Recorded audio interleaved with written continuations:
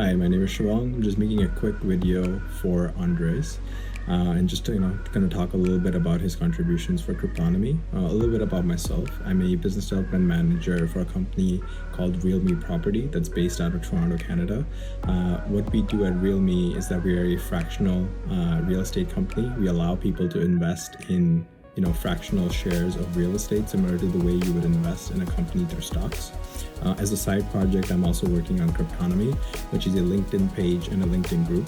The idea is to curate the most interesting pieces of information about the crypto industry, and at the same time also build a very interesting community that shares ideas, that wants to work together, and make sure that we create an environment that's free of spam.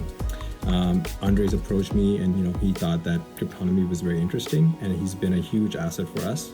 He's been helping us out in terms of marketing, reaching out to people, coming up with ideas, writing content. It's been a pleasure to work with Andres. He's very hardworking guy, thinks outside of the box, very easy to communicate with, and has made some very generous contributions to Cryptonomy. In the future, I would love to work with Andres. I think anybody would be lucky to work with him.